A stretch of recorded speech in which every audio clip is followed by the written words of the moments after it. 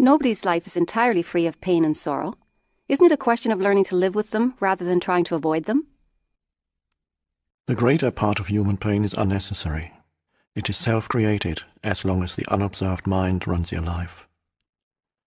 The pain that you create now is always some form of non-acceptance, some form of unconscious resistance to what is.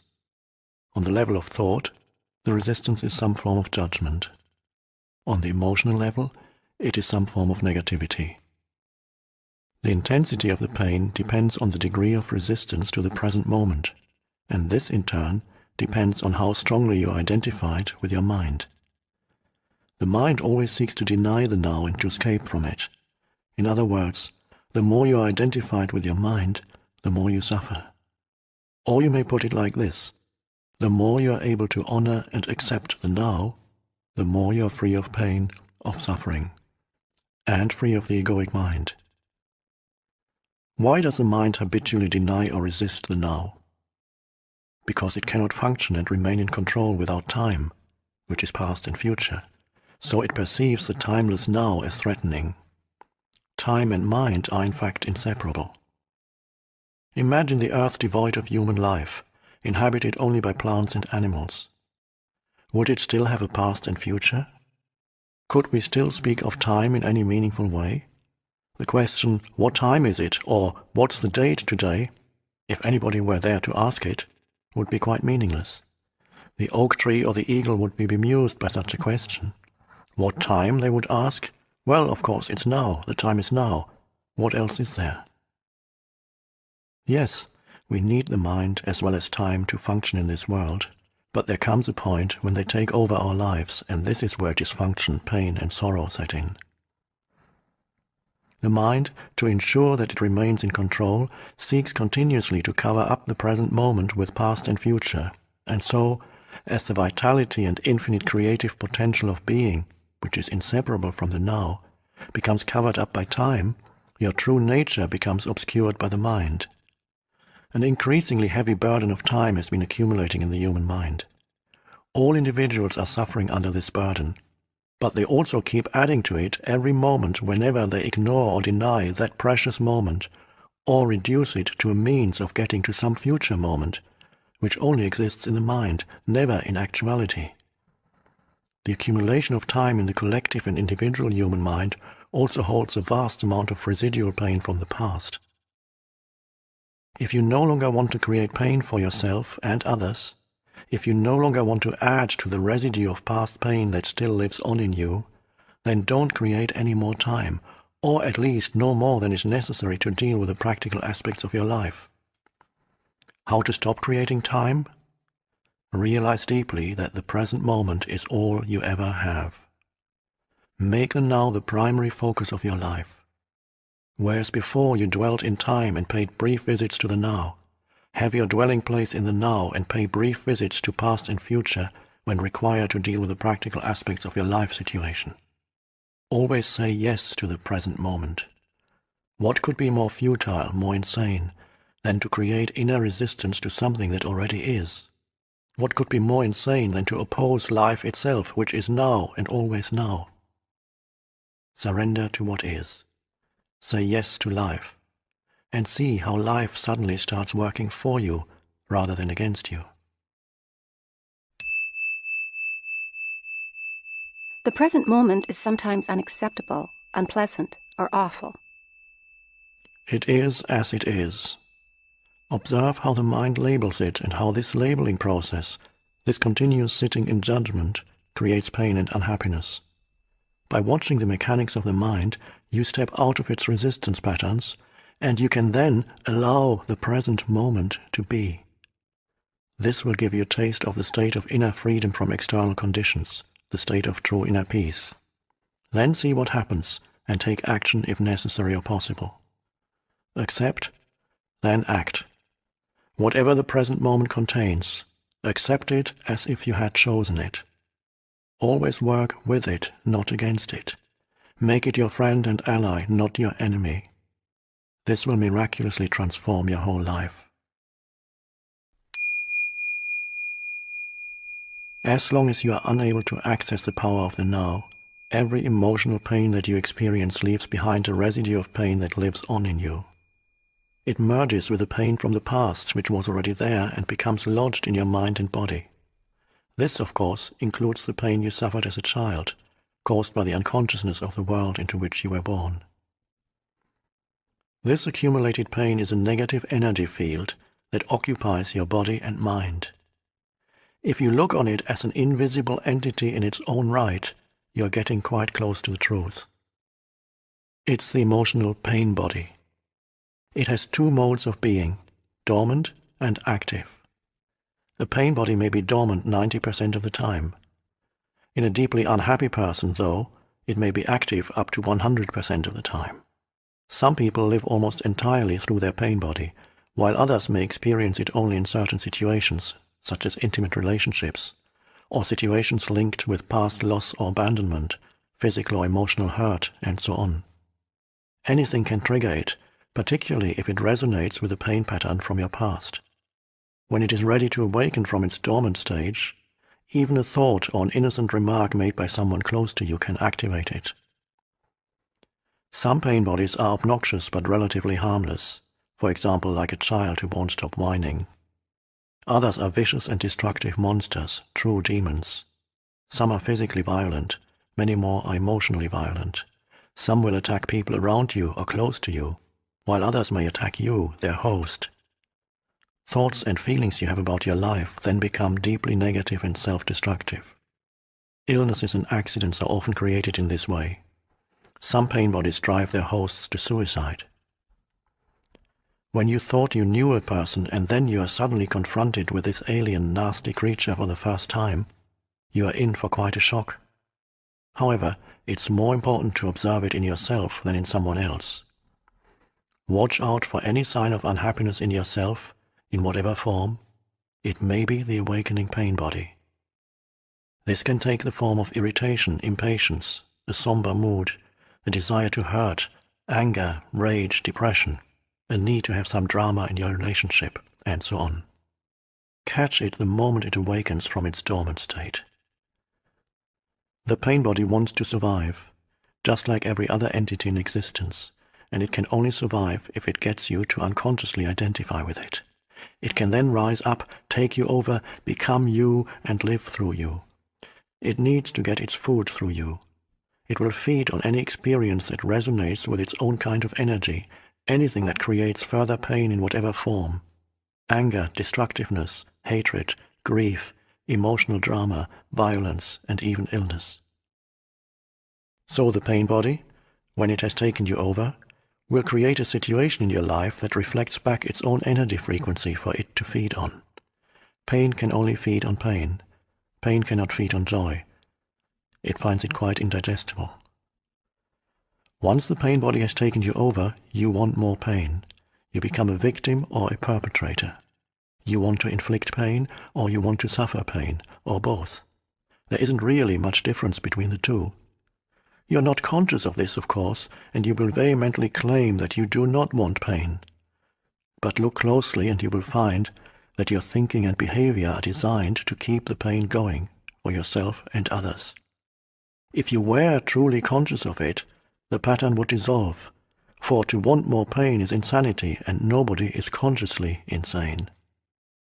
The pain body, which is the dark shadow cast by the ego, is actually afraid of the light of your consciousness. It is afraid of being found out. Its survival depends on your unconscious identification with it, as well as on your unconscious fear of facing the pain that lives in you. But if you don't face it, if you don't bring the light of your consciousness into the pain, you will be forced to relive it again and again. The pain body may seem to you like a dangerous monster that you cannot bear to look at, but I assure you that it is an insubstantial phantom that cannot prevail against the power of your presence. Some spiritual teachings state that all pain is ultimately an illusion, and this is true. The question is it true for you? A mere belief doesn't make it true. Do you want to experience pain for the rest of your life and keep saying that it is an illusion? Does that free you from the pain? What we are concerned with here is how you can realize this truth, that is, make it real in your own experience. So the pain body doesn't want you to observe it directly and see it for what it is. The moment you observe it, feel its energy field within you and take your attention into it, the identification is broken. A higher dimension of consciousness has come in. I call it presence. You are now the witness or the watcher of the pain body. This means that it cannot use you anymore by pretending to be you, and it can no longer replenish itself through you. You have found your own innermost strength. You have accessed the power of now. What happens to the pain body when we become conscious enough to break our identification with it? Unconsciousness creates it. Consciousness transmutes it into itself. St. Paul expressed this universal principle beautifully. He said, "Everything is shown up by being exposed to the light, and whatever is exposed to the light itself becomes light."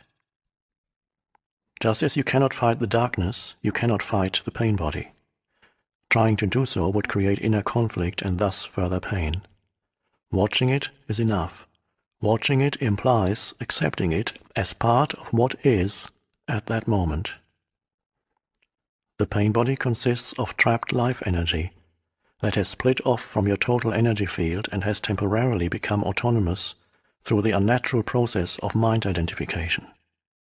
It has turned in on itself and become anti-life, like an animal trying to devour its own tail.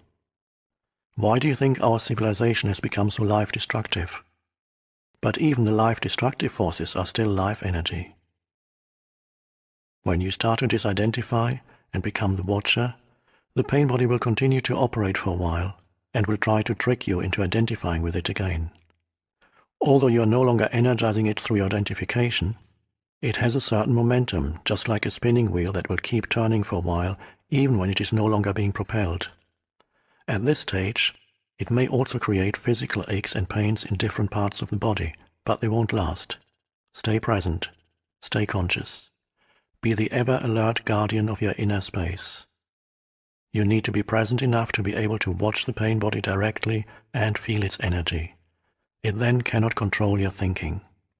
The moment your thinking is aligned with the energy field of the pain body, you are identified with it and again feeding it with your thoughts. For example, if anger is the predominant energy vibration of the pain body and you think angry thoughts, dwelling on what someone did to you or what you are going to do to him or her, then you have become unconscious and the pain body has become you. Where there's anger, there's always pain underneath. Or when a dark mood comes upon you and you start getting into a negative mind pattern and thinking how dreadful your life is, your thinking has become aligned with the pain body and you have become unconscious and vulnerable to the pain body's attack. Unconscious, the way that I use the word here, means to be identified with some mental or emotional pattern. It implies a complete absence of the watcher.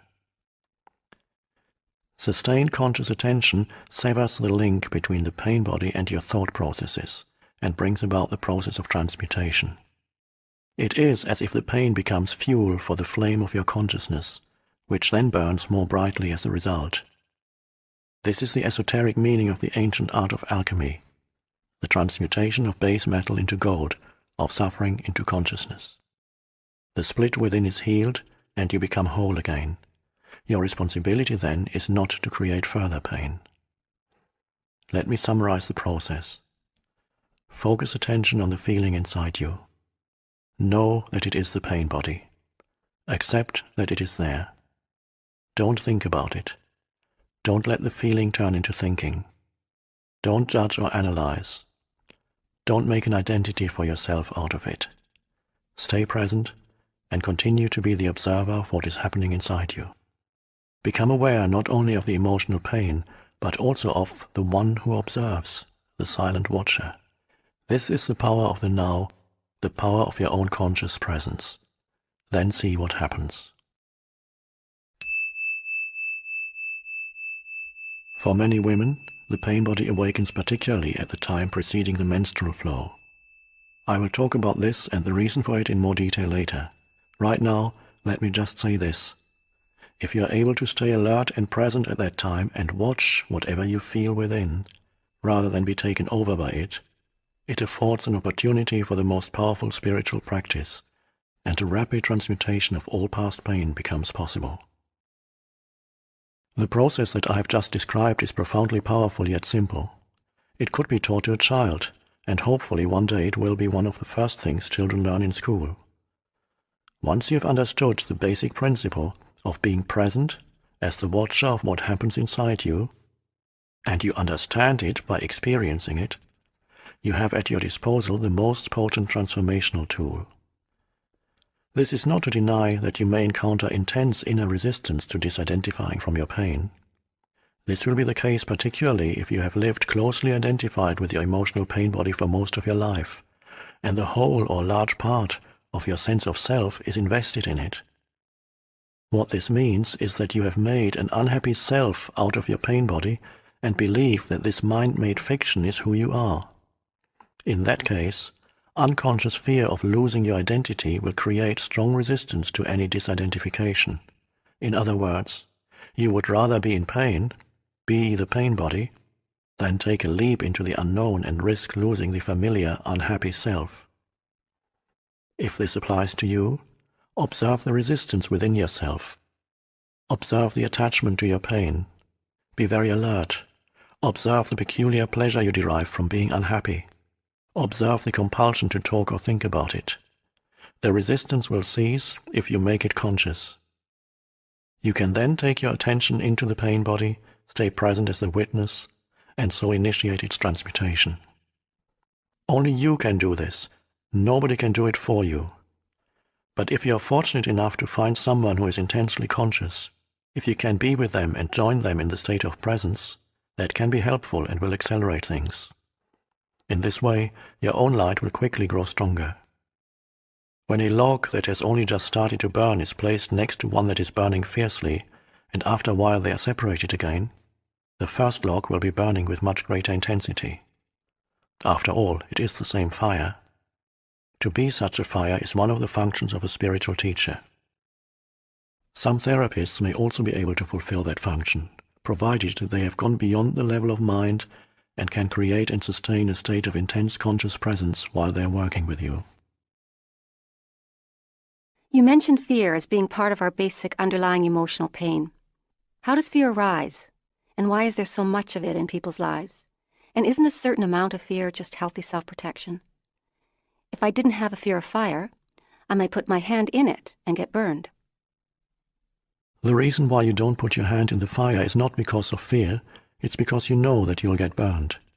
You don't need fear to avoid unnecessary danger, just a minimum of intelligence and common sense. For such practical matters, it is useful to apply the lessons learned in the past. Now, if someone threatened you with fire or with physical violence, you might experience something like fear. This is an instinctive shrinking back from danger, but not the psychological condition of fear that we are talking about here. The psychological condition of fear is divorced from any concrete and true immediate danger. It comes in many forms: unease, worry, anxiety, nervousness, tension, dread, phobia, and so on.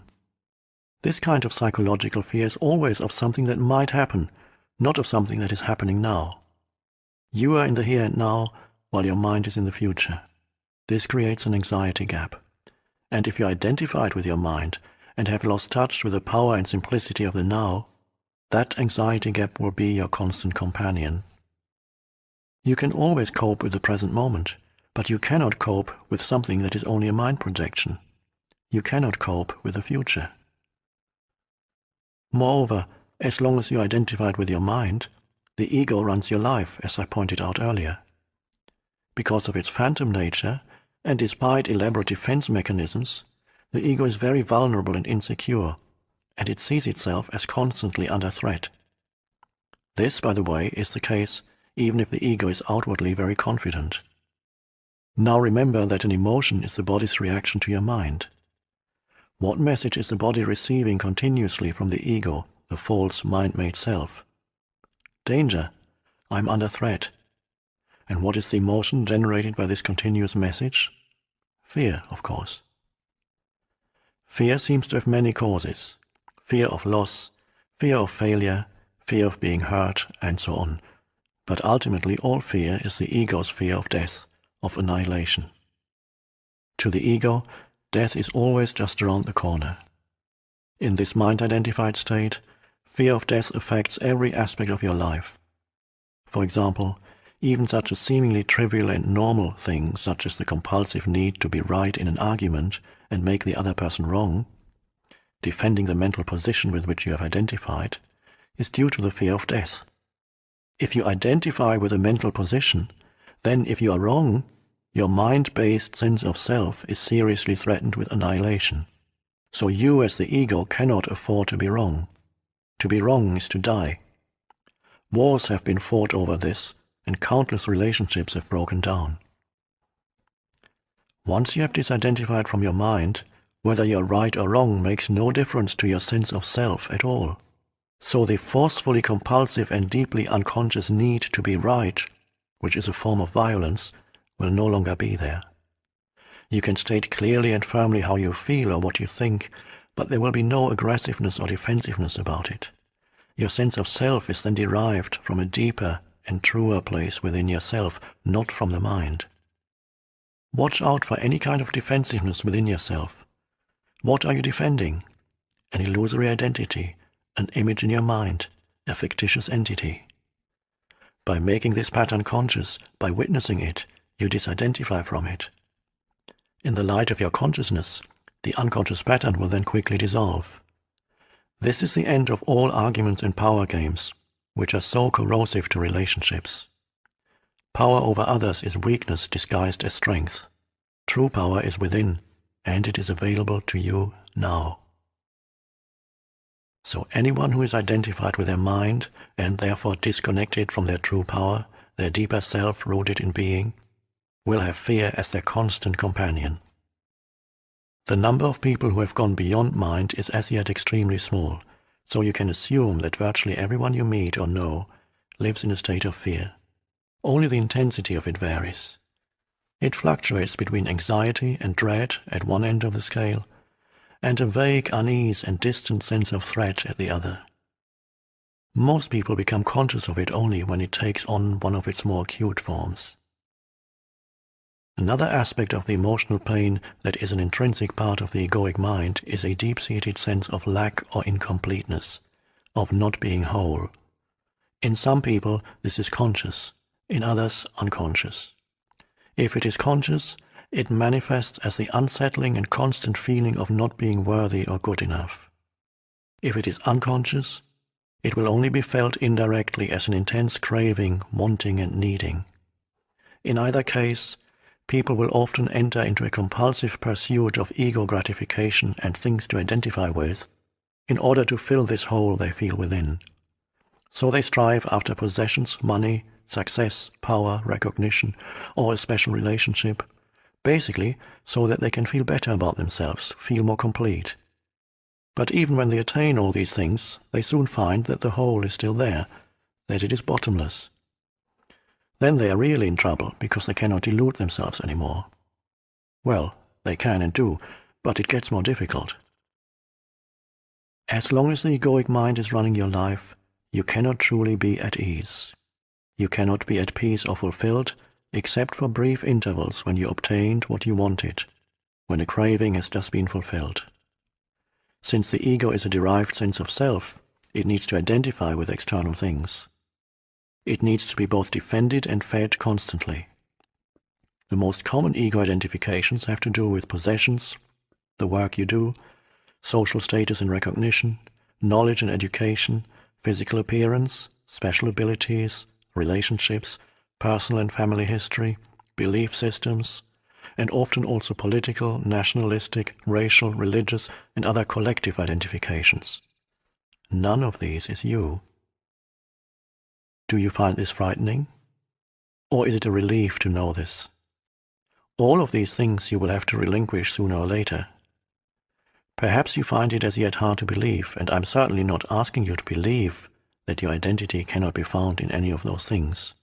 You will know the truth of it for yourself. You will know it at the latest when you feel death approaching.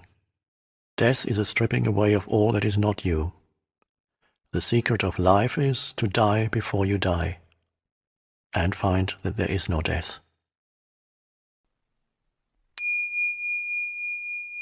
Chapter 3. Moving deeply into the now. I feel that there is still a great deal I need to learn about the workings of my mind before I can get anywhere near full consciousness or spiritual enlightenment. No, you don't. The problems of the mind cannot be solved on the level of the mind. Once you've understood the basic dysfunction, there isn't really much else that you need to learn or understand.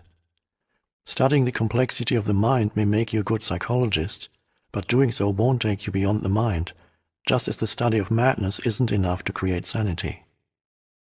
You have already understood the basic mechanics of the unconscious state, identification with the mind, which creates a false sense of self, the ego, as a substitute for your true self rooted in being.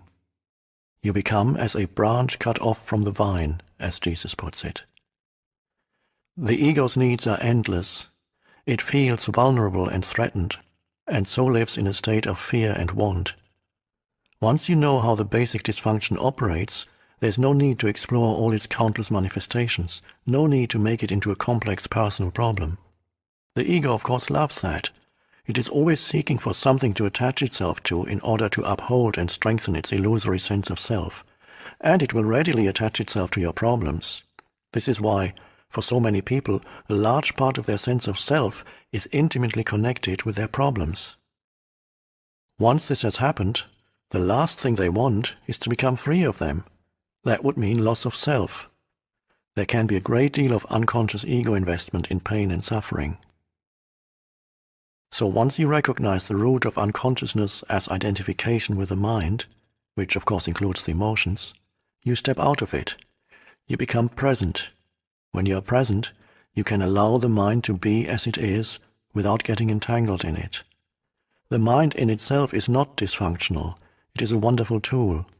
Dysfunction sets in when you seek yourself in it and mistake it for who you are. It then becomes the egoic mind and takes over your whole life. It seems almost impossible to disidentify from the mind. We are all immersed in it. How do you teach a fish to fly? Here's the key. End the delusion of time. Time and mind are inseparable. Remove time from the mind and it stops, unless you choose to use it. To be identified with your mind is to be trapped in time, the compulsion to live almost exclusively through memory and anticipation. This creates an endless preoccupation with past and future and an unwillingness to honor and acknowledge the present moment and allow it to be. The compulsion arises because the past gives you an identity, and the future holds the promise of salvation, of fulfillment in whatever form. Both are illusions. But without a sense of time, how would we function in this world? There would be no goals to strive toward anymore. I wouldn't even know who I am because my past makes me who I am today. I think time is something very precious, and we need to learn to use it wisely rather than waste it. Time isn't precious at all because it is an illusion. What you perceive as precious is not time, but the one point that is out of time, the now. That is precious indeed. The more you are focused on time, past and future, the more you miss the now, the most precious thing there is. Why is it the most precious thing? Firstly, because it is the only thing. It's all there is. The eternal present is the space within which your whole life unfolds, the one factor that remains constant. Life is now. There was never a time when your life was not now, nor will there ever be. Secondly, the now is the only point that can take you beyond the limited confines of the mind. It is your only point of access into the timeless and formless realm of being. Aren't past and future just as real, sometimes even more real than the present? After all, the past determines who we are, as well as how we perceive and behave in the present, and our future goals determine which actions we take in the present. You haven't yet grasped the essence of what I'm saying because you're trying to understand it mentally. The mind cannot understand this. Only you can. Please just listen. Have you ever experienced, done, thought, or felt anything outside the now? Do you think you ever will? Is it possible for anything to happen or be outside the now? The answer is obvious, is it not? Nothing ever happened in the past. It happened in the now. Nothing will ever happen in the future. It will happen in the now. What you think of as the past is a memory trace stored in the mind of a former now. When you remember the past, you reactivate a memory trace, and you do so now. The future is an imagined now, a projection of the mind. When the future comes, it comes as the now. When you think about the future, you do it now. Past and future obviously have no reality of their own. Just as the moon has no light of its own, but can only reflect the light of the sun, so are past and future only pale reflections of the light, power, and reality of the eternal present. Their reality is borrowed from the now. The essence of what I am saying here cannot be understood by the mind. The moment you grasp it, there's a shift in consciousness from mind to being, from time to presence. Suddenly, everything feels alive, radiates energy, emanates being. In life-threatening emergency situations, the shift in consciousness from time to presence sometimes happens naturally. The personality that has a past and a future momentarily recedes and is replaced by an intense conscious presence, very still but very alert at the same time.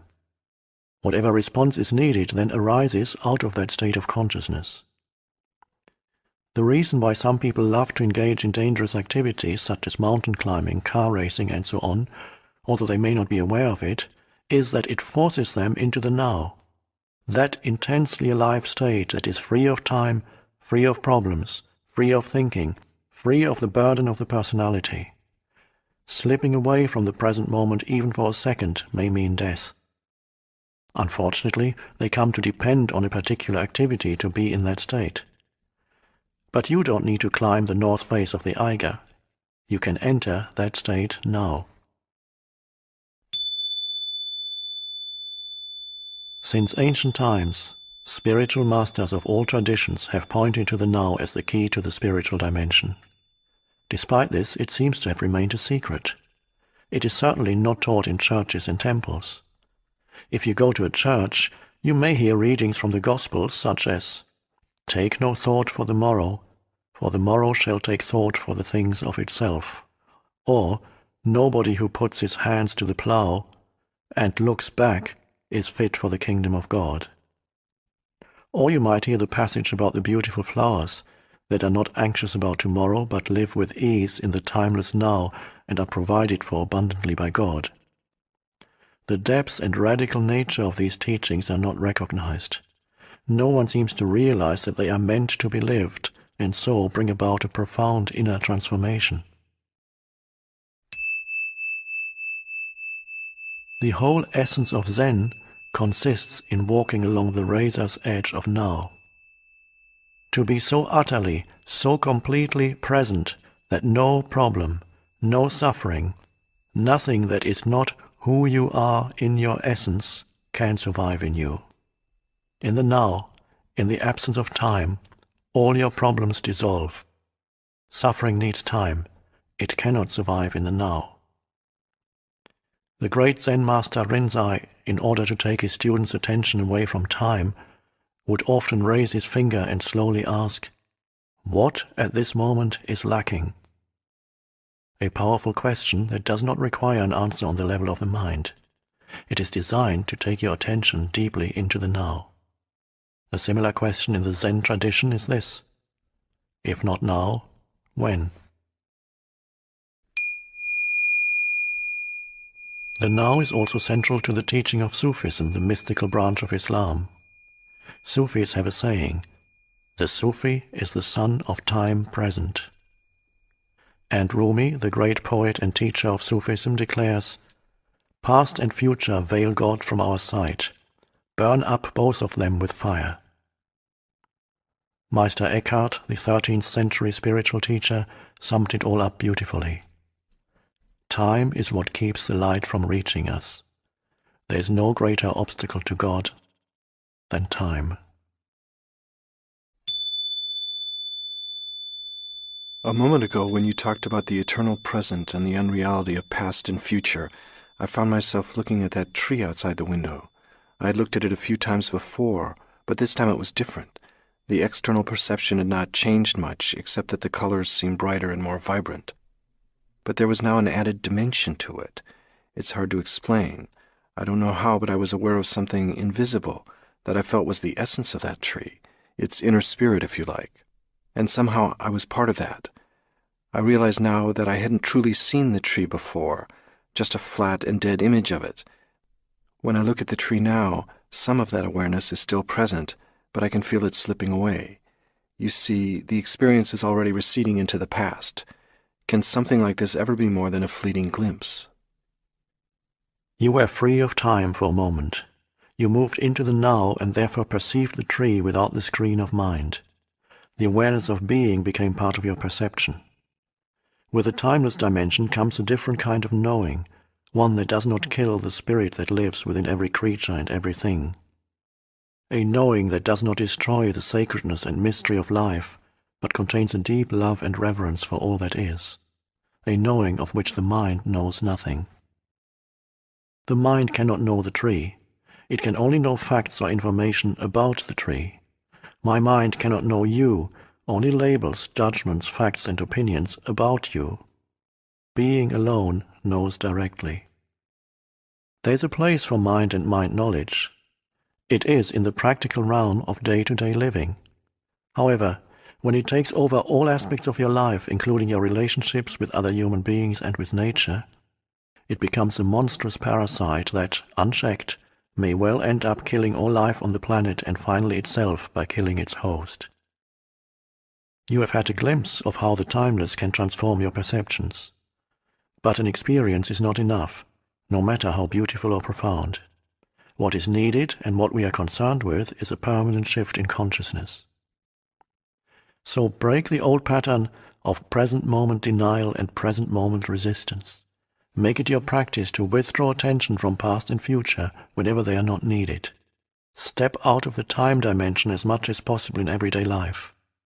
If you find it hard to enter the now directly, start by observing the habitual tendency of your mind to want to escape from the now. You will observe that the future is usually imagined as either better or worse than the present. If the imagined future is better, it gives you hope or pleasurable anticipation. If it is worse, it creates anxiety. Both are illusory. Through self-observation, more presence comes into your life automatically.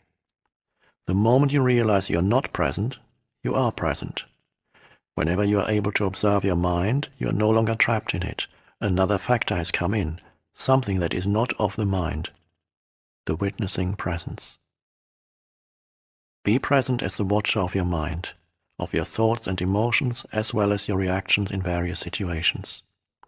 Be at least as interested in your reactions as in the situation or person that causes you to react.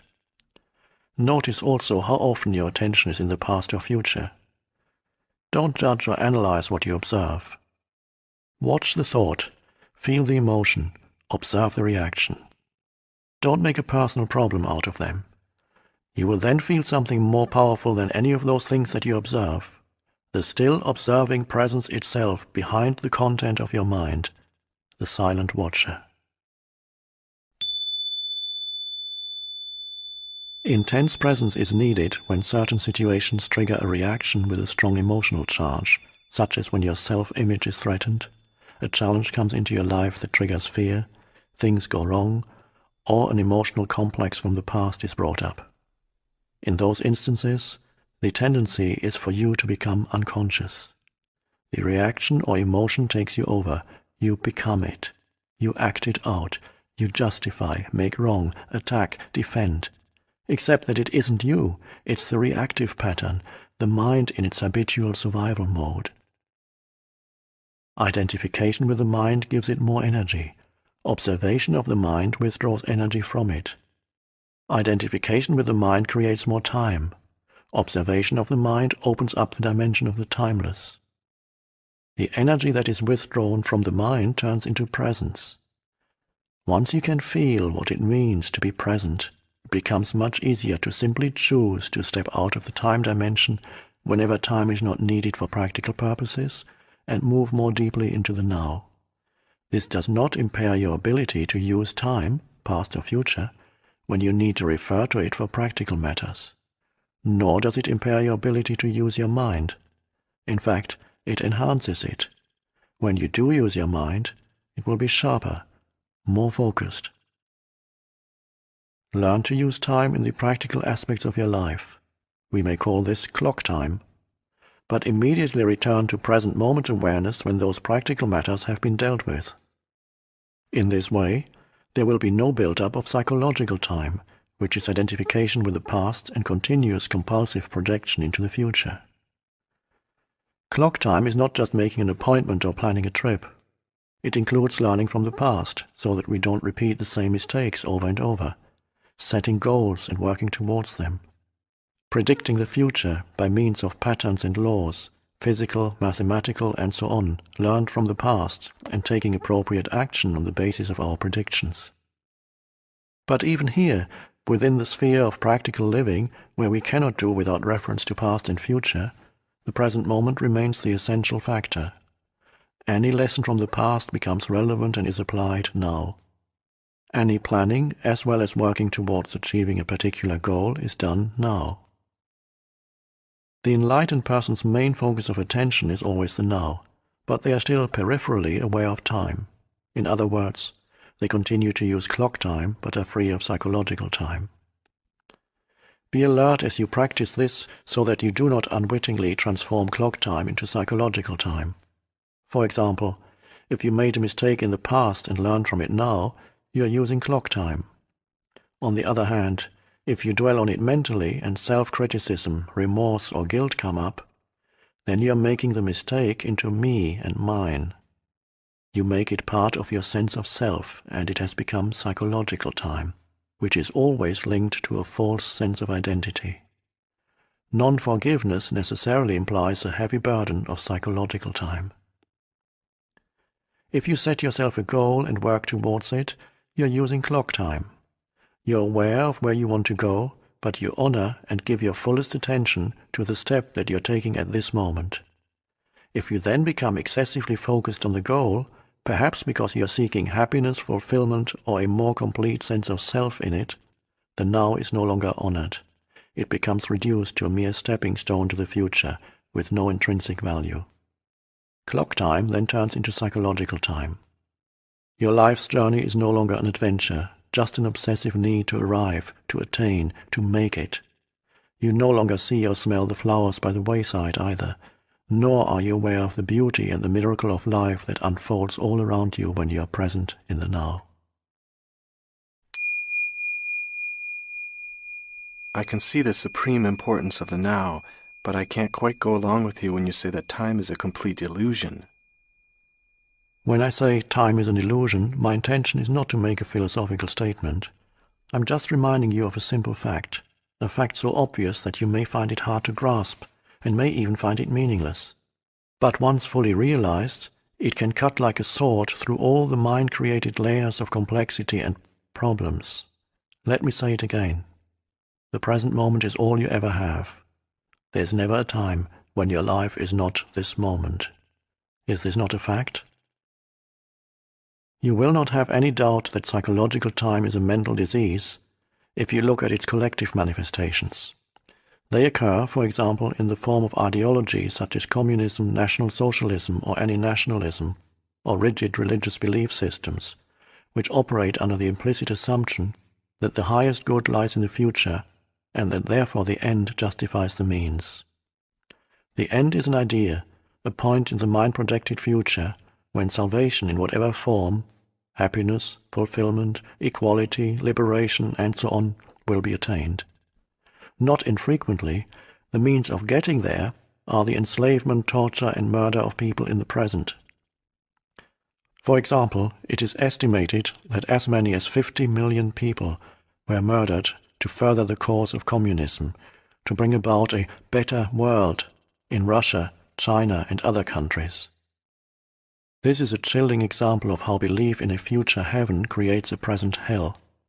Can there be any doubt that psychological time is a serious and dangerous mental illness? How does this mind pattern operate in your life? Are you always trying to get somewhere other than where you are?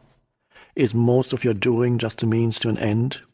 Is fulfillment always just around the corner or confined to short-lived pleasures, such as sex, food, drink, drugs, or thrills and excitement? Are you always focused on becoming, achieving, entertaining, or alternatively chasing some new thrill or pleasure? Do you believe that if you acquire more things you will become more fulfilled, good enough, or psychologically complete? Are you waiting for a man or woman to give meaning to your life? In the normal, mind-identified or unenlightened state of consciousness, the power and infinite creative potential that lie concealed in the now are completely obscured by psychological time. Your life then loses its vibrancy, its freshness, its sense of wonder. The old patterns of thought, emotion, behavior, reaction, and desire are acted out in endless repeat performances, a script in your mind that gives you an identity of sorts, but distorts or covers up the reality of the now. The mind then creates an obsession with the future as an escape from the unsatisfactory present. But the belief that the future will be better than the present is not always an illusion.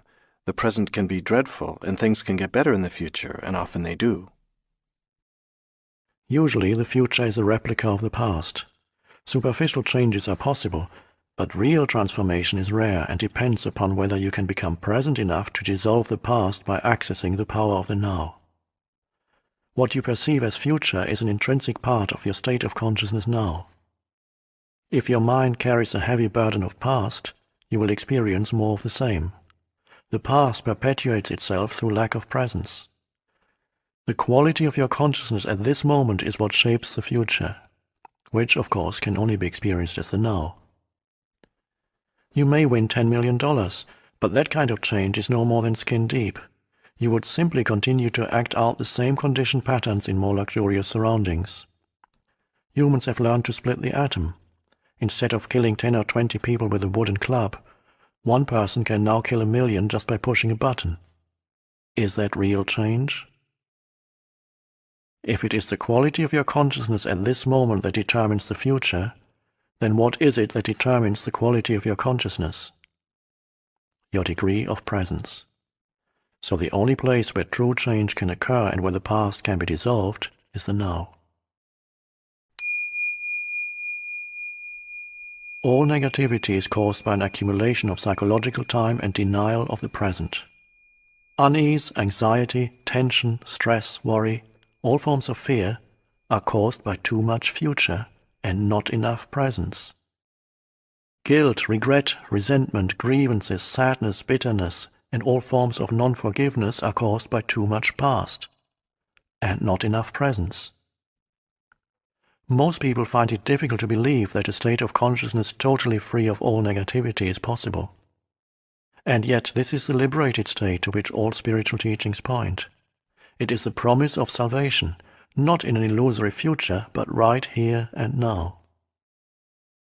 You may find it hard to recognize that time is the cause of your suffering or your problems.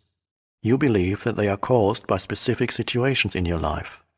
And seen from a conventional viewpoint, this is true. But until you have dealt with the basic problem-making dysfunction of the mind, its attachment to past and future and denial of the now, problems are actually interchangeable. If all your problems or perceived causes of suffering or unhappiness were miraculously removed for you today, but you had not become more present, more conscious, you would soon find yourself with a similar set of problems or causes of suffering, like a shadow that follows you wherever you go. Ultimately, there's only one problem: the time-bound mind itself. I can't believe that I could ever reach a point where I am completely free of my problems. You're right. You can never reach that point because you are at that point now. There is no salvation in time. You cannot be free in the future. Presence is the key to freedom, so you can only be free now. I don't see how I can be free now. As it happens, I am extremely unhappy with my life at the moment. This is a fact, and I would be deluding myself if I tried to convince myself that all is well when it definitely isn't. To me, the present moment is very unhappy. It is not liberating at all. What keeps me going is the hope or possibility of some improvement in the future. You think that your attention is in the present moment when it's actually taken up completely by time. You cannot be both unhappy and fully present in the now. What you refer to as your life should more accurately be called your life situation. It is psychological time, past and future. Certain things in the past didn't go the way you wanted them to go. You are still resisting what happened in the past, and now you are resisting what is. Hope is what keeps you going, but hope keeps you focused on the future, and this continued focus perpetuates your denial of the now and therefore your unhappiness. It's true that my present life situation is the result of things that happened in the past, but it is still my present situation, and being stuck in it is what makes me unhappy. Forget about your life situation for a while and pay attention to your life.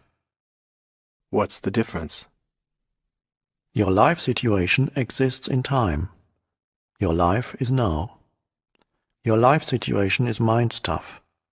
Your life is real. Find the narrow gate that leads to life. It is called the now. Narrow your life down to this moment. Your life situation may be full of problems. Most life situations are. But find out if you have any problem at this moment, not tomorrow or in 10 minutes, but now. Do you have a problem now? When you are full of problems, there's no room for anything new to enter, no room for a solution. So whenever you can, make some room, create some space, so that you can find the life underneath your life situation. Use your senses fully. Be where you are. Look around. Just look. Don't interpret. See the light, shapes, colors, textures. Be aware of the silent presence of each thing. Be aware of the space that allows everything to be. Listen to the sounds. Don't judge them. Listen to the silence underneath the sounds. Touch something, anything, and feel and acknowledge its being. Observe the rhythm of your breathing. Feel the air flowing in and out. Feel the life energy inside your body. Allow everything to be within and without. Allow the isness of all things. Move deeply into the now. You are leaving behind the deadening world of mental abstraction, of time. You are getting out of the insane mind that is draining you of life energy, just as it is slowly poisoning and destroying the earth. You are awakening out of the dream of time into the present. It feels as if a heavy burden has been lifted, a sense of lightness. I feel clear, but my problems are still there waiting for me, aren't they? They haven't been solved. Am I not just temporarily evading them? If you found yourself in paradise, it wouldn't be long before your mind would say, "Yes, but..." Ultimately, this is not about solving your problems. It's about realizing that there are no problems. Only situations, to be dealt with now, or to be left alone and accepted as part of the isness of the present moment until they change or can be dealt with. Problems are mind-made and need time to survive. They cannot survive in the actuality of the now. Focus your attention on the now and tell me what problem you have at this moment. I am not getting any answer because it is impossible to have a problem when your attention is fully in the now. A situation that needs to be either dealt with or accepted? Yes. Why make it into a problem?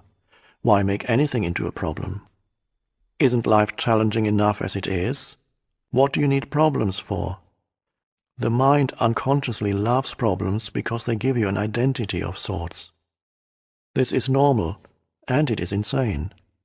Problem means that you are dwelling on a situation mentally without there being a true intention or possibility of taking action now, and that you are unconsciously making it part of your sense of self. You become so overwhelmed by your life situation that you lose your sense of life, of being. Or you are carrying in your mind the insane burden of 100 things that you will or may have to do in the future, instead of focusing your attention on the one thing that you can do now. When you create a problem, you create pain. All it takes is a simple choice, a simple decision. No matter what happens, I will create no more pain for myself. I will create no more problems. Although it is a simple choice, it is also very radical. You won't make that choice unless you are truly fed up with suffering, unless you have truly had enough. And you won't be able to go through with it unless you access the power of the now. If you create no more pain for yourself, then you create no more pain for others.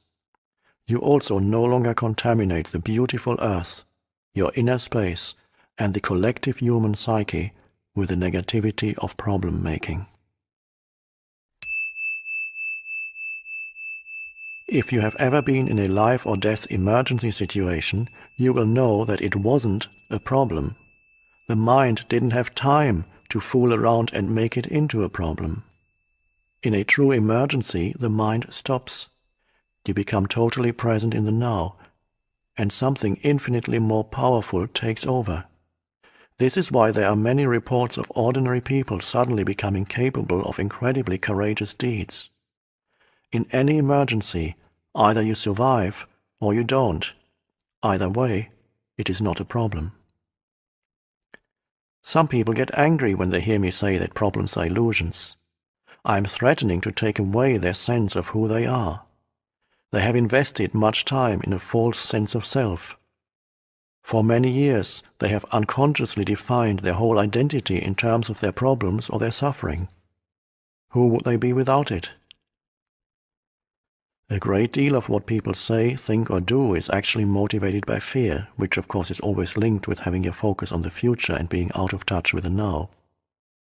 As there are no problems in the now, there is no fear either. Should a situation arise that you need to deal with now, your action will be clear and incisive if it arises out of present moment awareness. It is also more likely to be effective. It will not be a reaction coming from the past conditioning of your mind, but an intuitive response to the situation. In other instances, when the time-bound mind would have reacted, you will find it more effective to do nothing. Just stay centered in the now.